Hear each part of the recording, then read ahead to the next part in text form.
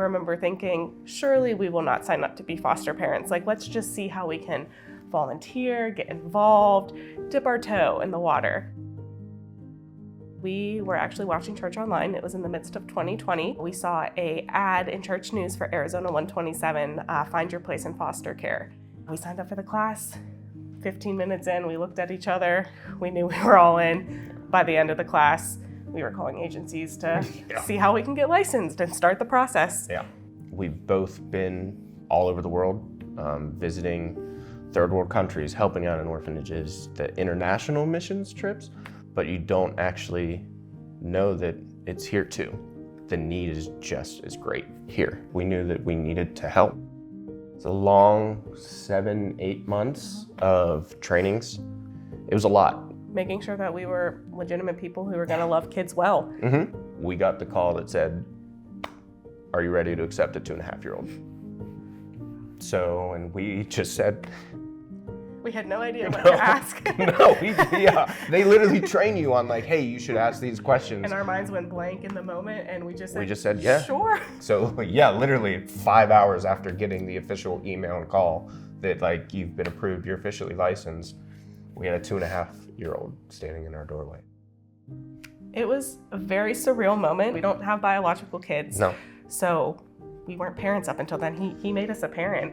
And I think that was like a moment of like, wow, we are responsible for another life. Yeah.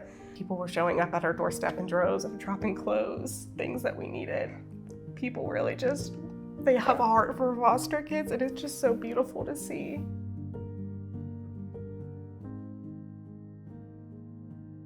The end goal was reunification with biological parents. That was probably the hardest thing I ever had to do. So explain to him that we still love him. We don't want you to leave. You're not leaving because we want you to leave, right. But you're meeting family, and this is your family. And you go through your head. Did I do everything I could? Did we show him Jesus enough? Like, were we the best that we could be? And we were sitting at dinner, and he was a very calm, mild child, but out of nowhere, he just started screaming at the top of his lungs, Jesus is happy. And I think that was just the moment we knew, like, our job was finished, and God wanted us to release him, and we could go and know we planted that seed. Yeah.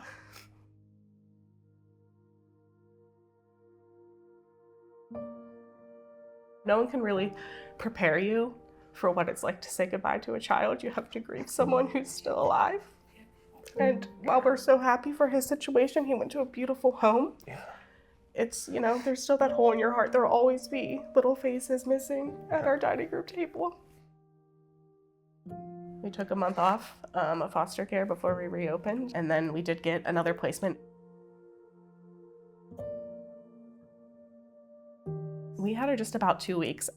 But I mean, within that 2 weeks, we prayed the blood of Jesus over her. The things that she had been through were what no child should ever have to go through.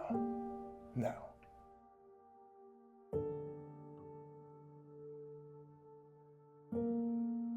That one took a major toll on us. Yeah. We felt like we failed. Yeah, we felt like major failures. And so we took a really long pause. Pastor Manny Arango was speaking in Scottsdale. It was his message on just Peter stepping out of the boat and having faith. But when he failed, the very next verse is, and they're back in the boat. Because it's one thing to walk on the water before you failed. It's a whole nother thing altogether. To fail, to sink, to be discouraged, to be disappointed in how things worked out, to be rescued by God, to experience His grace on your life, to forgive yourself, to shake the dust off, and to realize I'm not just going to do this one time. I'm going to have faith again. I'm gonna believe again. And we just sat there weeping, just weeping. It's like God was speaking directly into our hearts. That happened on a Sunday. And on a Thursday, we got a call for a little girl being discharged from the hospital. We said, we hear you, God. Yeah. We know. We hear you loud and clear.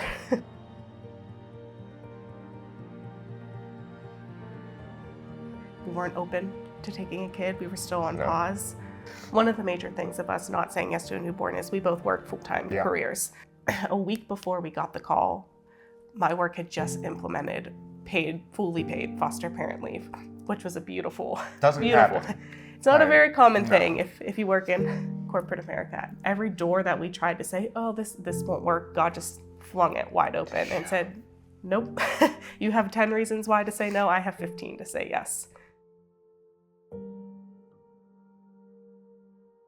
She is the longest foster kiddo that we have had. We love her as our own.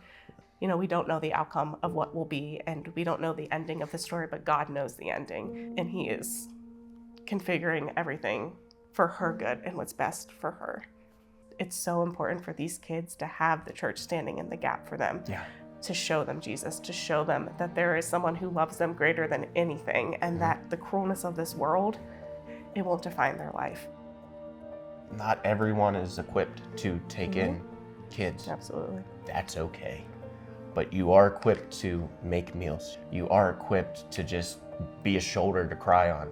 There are so many avenues that you are equipped for that you just don't know until you know. The church should be fully routed in the foster care system. It's the hardest thing we've ever done in our life, but it's also the best thing. Jesus is the best decision you can ever make in your life. So introduce it at a young age.